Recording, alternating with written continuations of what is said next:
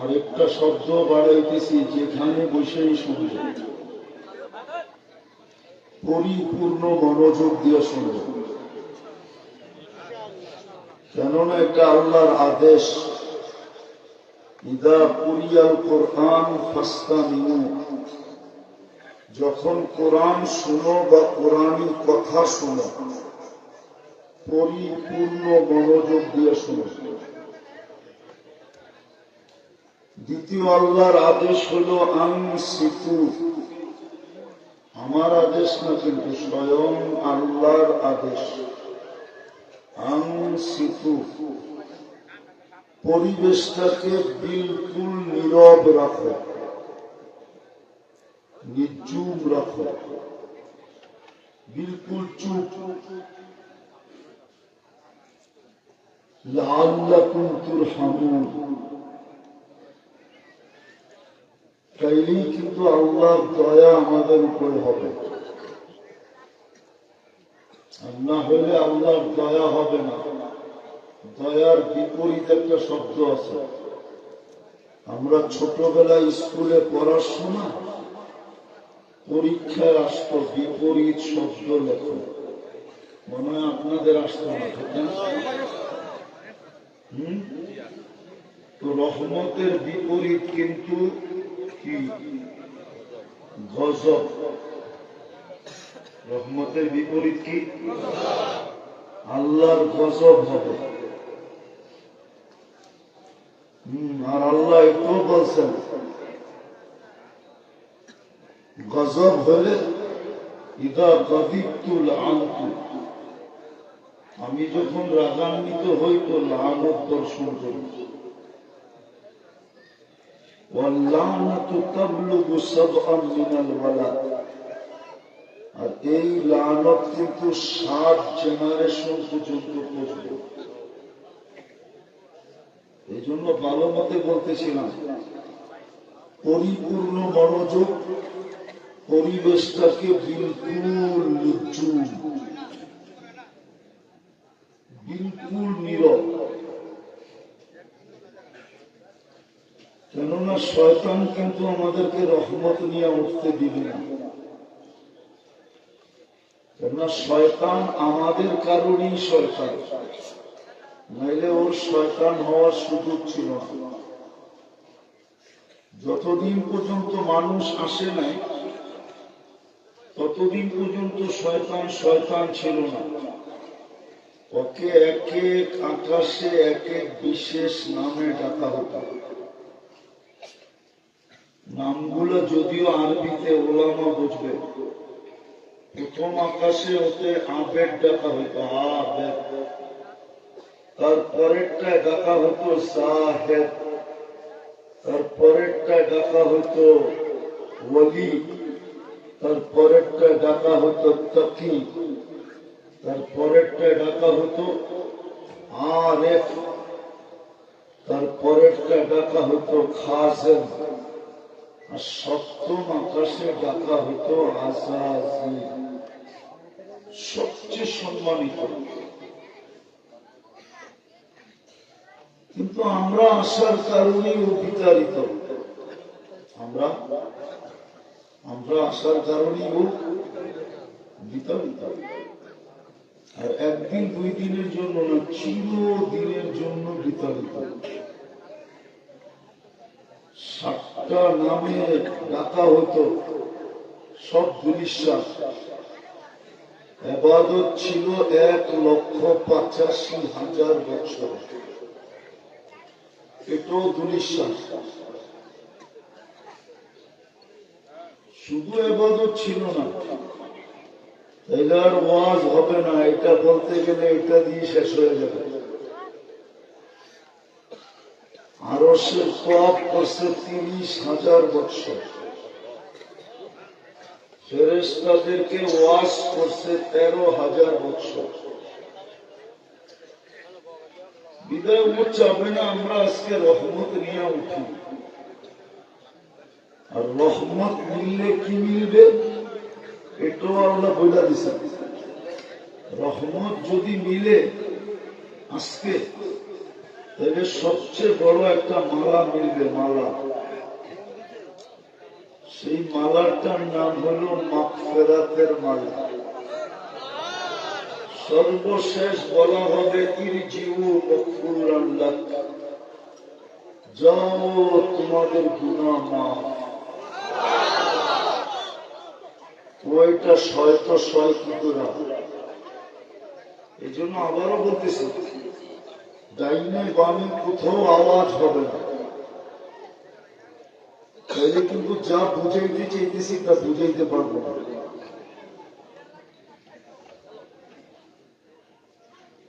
তো ইনশাআল্লাহ এইভাবে শুনবো তো, পাক্কা ওয়াদা। হ্যাঁ, আমাদের অস্তিত্ব কিন্তু মানুষ হিসাবে। কি হিসাবে? আমরা কি শুধু মানুষ না, আমরা সাথে অনেকগুলো জিনিস যোগ আছে। আমরা শুধু মানুষ না, সৃষ্টির সেরা। সৃষ্টির মানুষও এবং সৃষ্টির সেরা। বুঝা গেল আমরা ফেরেশতাদের উপরও সেরা। সমগ্র সৃষ্টির উপরে আমরা কি শুধু মানুষ না, আমরা শুধু মানুষ ভিন্ন জিনিস। আর আমরা হলাম শ্রেষ্ঠ মানুষ, দুনিয়ার সৃষ্টির ভিতরে সেরা আমরা, এবং সর্বদিকে সেরা, একদিকে সেরা না। মানুষের শ্রেষ্ঠত্ব সর্বদিকে না, সর্বদিকে কেউ শ্রেষ্ঠ হয় না। হয়তো তার কারো গলা সুন্দর তো চেহারা সুন্দর না, মনে হয় বুঝাইতে পারি।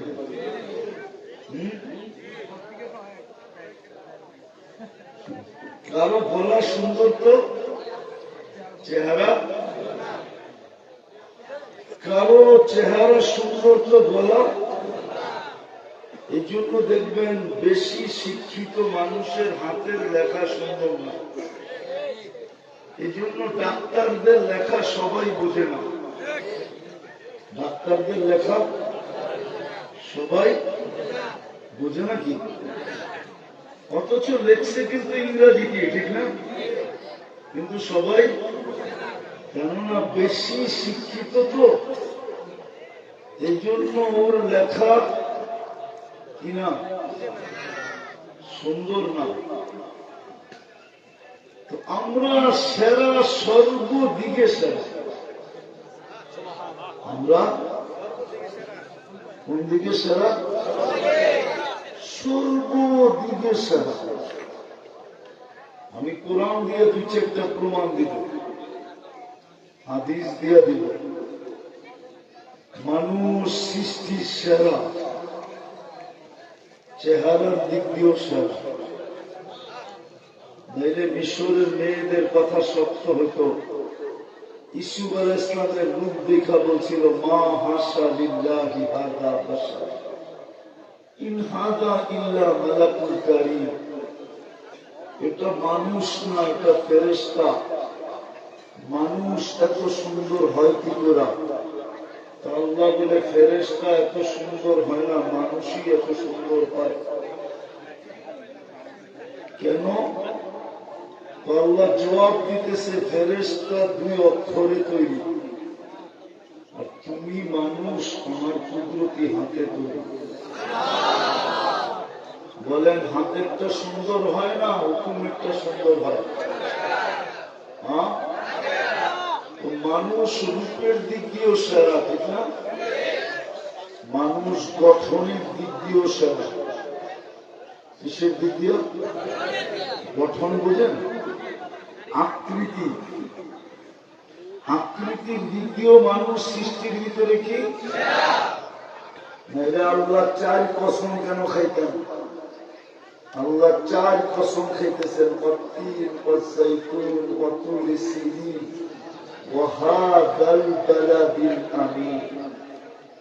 তারপরে বলতেছেন লাকাদ খালাকনাল ইনসানা ফি আহসানি তাকওয়িম। মানুষ করছে সুন্দর গঠন আমি কাউকে দেখি। গঠনও মানুষ সৃষ্টির ভিতরে কি শ্রেষ্ঠ এবং সেরা, ঠিক না? হ্যাঁ, সত্য তো। গুণের দিক দিয়েও মানুষ সৃষ্টির ভিতরে সেরা। কোন সৃষ্টি প্লেন বানায় উড়াইতে পারে না, কিন্তু মানুষ উড়াইয়া দিছে, ঠিক না? কি দিয়া? তাইলে ব্রেনেও মানুষ,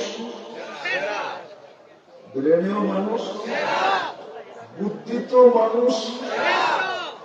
যদি বুদ্ধি না থাকতো তাহলে অ্যান্ড্রয়েড সেট কোন সৃষ্টি বানাইতে পারে না, মানুষ কি করে বানায় দেবে?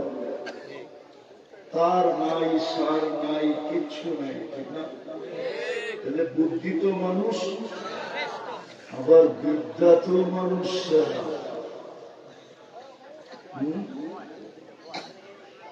কোন সৃষ্টিকে আল্লাহ কোরআন দেন নাই, কিতাব দেন নাই।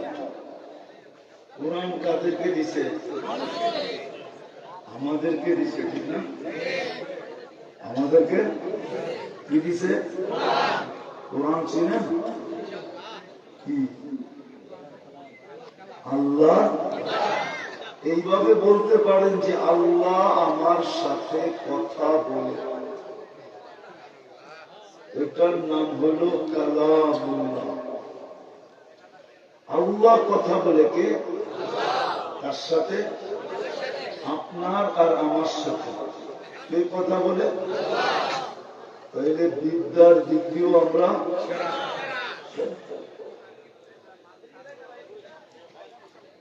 বিদ্যার দিক দিয়েও আমরা সেরা।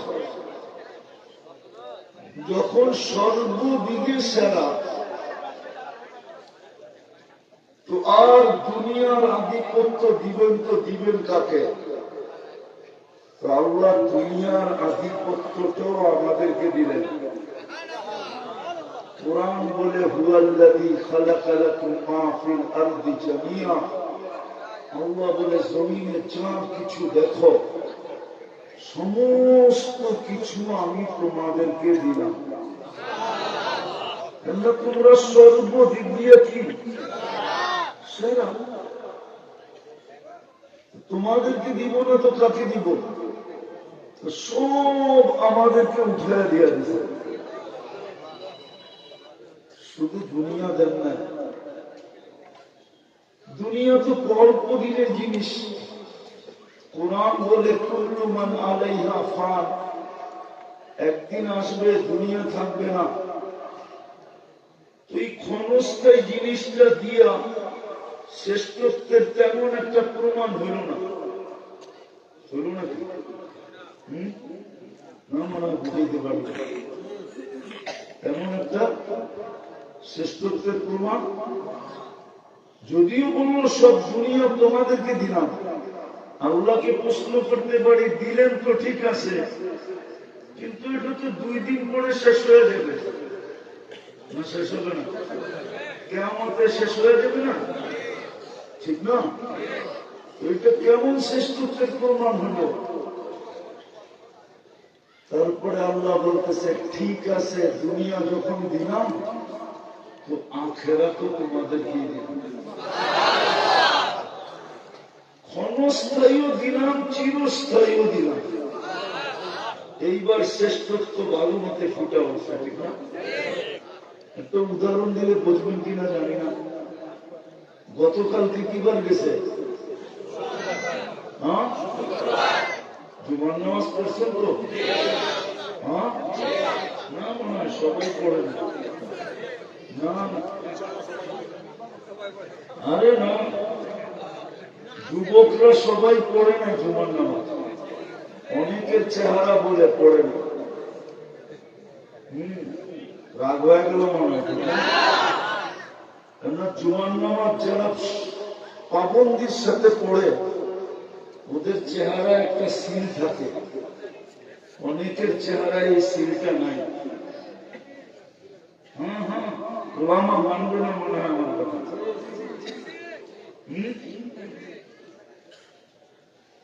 তো গতকালকে জুমার নামাজ ছিল, ইমাম সাহেব খুতবার ভিতরে একটা কোরআনের আয়াত পড়ছিল,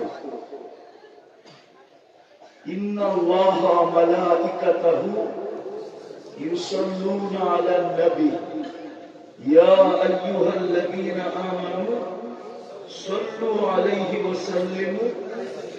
আপনি কি ইমামতি করেন? করছেন? আপনি আপনি আপনি করছেন না? এখানে একটা প্রশ্ন ওঠে যে আল্লাহ আমাদেরকে তো আমাদের নবীজির উপরে দুরূদ করতে বললেন, 2 দিন পরে তো আমরা মরে যাব, আমাদের নবীজির উপরে দুরূদ কে পড়বে? আমরা মরে গেলে তো দুরূদ শেষ, ঠিক না? হ্যাঁ, আল্লাহ বলে সাগর নাকি? দেখোস না মালাইকা লেখা আছে, ফেরেশতা পড়বে, ফেরেশতা পড়বে। কিন্তু আমি যদি আল্লাহ আবার প্রশ্ন করি, আল্লাহ একদিন তো ফেরেশতা মরে যাবে, কেন আপনার আরশের নিচে সাইনবোর্ড লাগানো আছে, ইন্নী কাতাবতুল মাউতা আলা মান তাহতা আরশি, আমার আরশের নিচে যে আছে তাকে মরতে হবে। আরশের উপরে তো কোনো ফেরেশতা নেই, আরশের উপরে তো শুধু আল্লাহ। কে? শুধু ওয়াস্তাওয়া আলাল আরশ, শুধু আল্লাহ। তো ফেরেশতা তো মরে যাবে, এই সাইনবোর্ড দেখলে মনে হয়। আমাদের নবীজির উপরে দুরূদ কে পড়বে? আল্লাহ বলে তুই তো দেখা যায় বিলকুল 100 নম্বরের সাগর। তুই আয়াতের প্রথমে দেখিস না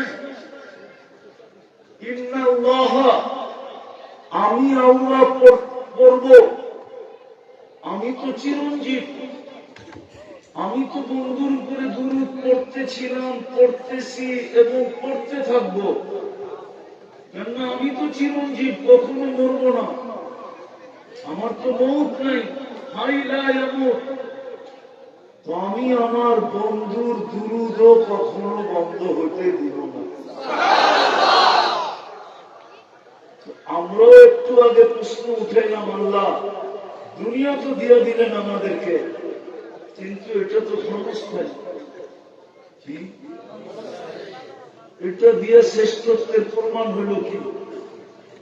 আল্লাহ বলে ঠিক আছে, দুনিয়াও দিলাম, কি ক্ষণস্থায়ীও দিলাম, চিরস্থায়ীও দিলাম। মানুষ হিসাবে আল্লাহ আমাদেরকে অস্তিত্ব দিচ্ছেন, ভালো মতে কিন্তু ধ্যান দিয়া, নাইলে কিন্তু জীবনটা কেটে যাবে। তারে নারে বোঝেন, তারে নারে, আরে বোঝেন, তারে নারে বোঝেন, তারে নারে করতে করতে কিন্তু জীবনটা কেটে যাবে। যতই বাহাদুরি দেখাই না কেন, আমার জীবন, আমার জীবন, আমার জীবন, এটার উপরে কারো কন্ট্রোল নাই। কি নাই? আছে নাকি? হ্যাঁ হ্যাঁ, যারা জীবন নিয়ে সবচেয়ে বেশি বাহাদুরি দেখায় ওদের আছে নাকি? কোন রাজা, কোন বাদশাহ, কোন মন্ত্রী, কোন প্রেসিডেন্ট আছে? কোন ব্যক্তির জীবনের উপরে কন্ট্রোল? জীবন কিন্তু নিজের গতিতে চলতেছে। আবার আরেকটু বলে রাখি, মনে রাখেন, কাজে দিবে।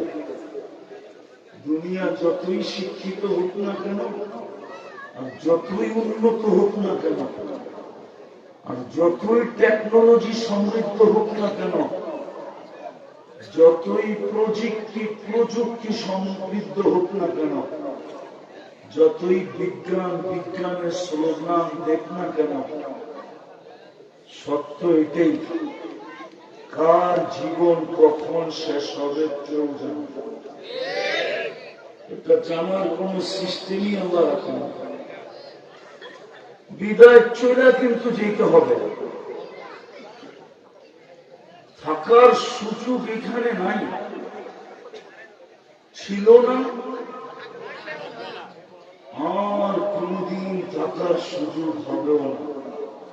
যদি হতো তাহলে একজনের হতো, একজন, শুধু একজনের থাকার সুযোগ হতো, যিনার নাম মুহাম্মাদুর রাসূলুল্লাহ সাল্লাল্লাহু আলাইহি ওয়াসাল্লাম। উনি চিরদিন থাকতেন।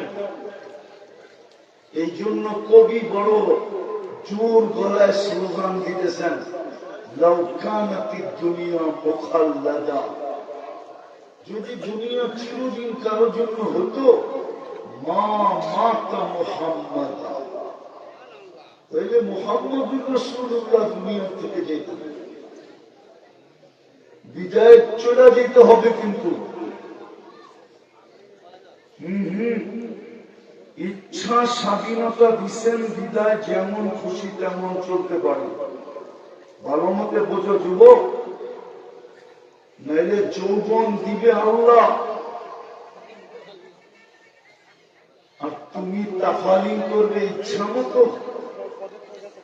তাফালিং বুঝো তো না? মনে হয় তাফালিং বুঝে, বুঝে ঢাকায় শব্দ, ঠিক না? তাফালিং এর অর্থ কি?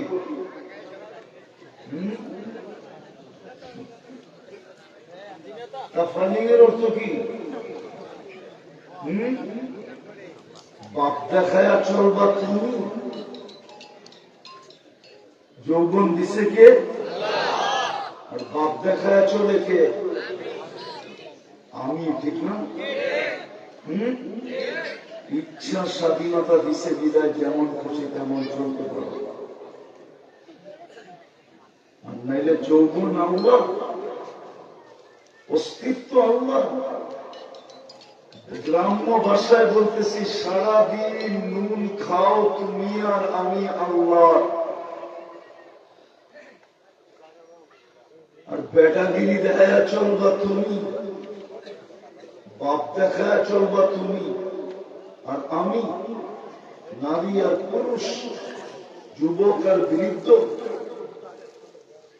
শিক্ষিত আর অশিক্ষিত, ধনী আর গরিব, শহর আর গ্রাম, কারো পক্ষে সম্ভব ছিল না।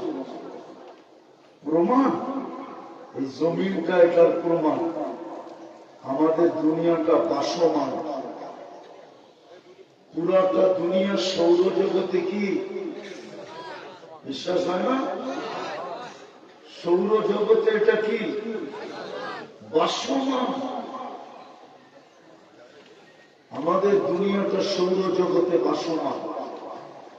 আমাদের জমিনটা পানির উপরে বিছানো, নিচে পানি আর পানি, নাইলে পাইপ গাড়লে পানি আসে কোথেকে? নিচে পানি আর পানি, জমিনটা প্রমাণ। এই জন্যই তো আল্লাহ বলছে, উনজুর ইলাল আরদি ওয়া ইত্তিসাইহা, জমিনটা দেখার প্রশস্ততা দেখ। দুনিয়াটা সৌরজগতে ভাসমান, তোদের এই জমিনটা পানির উপরে ভাসমান। আমার কথা লম্বা হবে না, বেশি লম্বা হবে না। আমি যা বুঝাইতে চাইতেছি, আল্লাহ করুক আজকে বুঝে আসো। মানুষ হিসাবে আমাদের অস্তিত্ব, মানুষ হিসাবে সৃষ্টি সেরা হিসাবে অস্তিত্ব, ফিরতে হবে, আজ হোক আর কাল হোক। মানুষ হিসাবে আল্লাহর কাছে ফিরতে হবে। জানোয়ার হিসাবে ফিরলে চলবে না। কোরআনে মানুষকে জানোয়ার বলছে, উলাইকা কাল আনআম বাল হুম আদাল মাসালুহুম কামাসালিল কালব। মানুষকে আল্লাহ কুকুর বলছেন, যদিও ওইদিকে খোলার সুযোগ নাই আমার কাছে, খোলার সুযোগ নাই। মানুষটাকে আল্লাহ কুকুর বলছেন, মানুষটাকে আল্লাহ প্রাণী বলছেন, মানুষটাকে আল্লাহ প্রাণীর চেয়ে অধম বলছেন। বিদায় আল্লাহর দাবি হলো মানুষ হিসাবে অস্তিত্ব, মানুষ হিসাবে তুমি আমার কাছে আসো, তাইলেই তুমি পরিচয় পরিচিতি পাবে, ইজ্জত পাবে, সম্মান পাবে। নাইলে কপালে যা লেখা আছে দুনিয়ায় এতটুকুই পাবে, তারপরে আর কিচ্ছু পাবে না। কুরআন বলে ফামা লাহুম ফিল আখিরাতি মিন নসীব, আখিরাতে কিচ্ছু তুমি পাবে না। দুনিয়ায় কপালে যা লেখা দিছি এটাই পাবে, কেননা দুনিয়া মাকসুদ, দুনিয়া বন্টিত, আর দুনিয়া বিত্তাকাদ্দুর। কপালে যা লেখা আছে এতটুকু মিলবে, আখেরাতে তুমি পরে মৌতের পরে তুমি কিচ্ছু পাবে না। যদি পরিচয় পরিচিতি পাইতে চাও, আর দুনিয়ার পরিচয় পরিচিতি কতক্ষণ? একটা প্রমাণ দিন, রাগ হবেন না তো? বলবো প্রতি 15 বছর আমরা দেখছি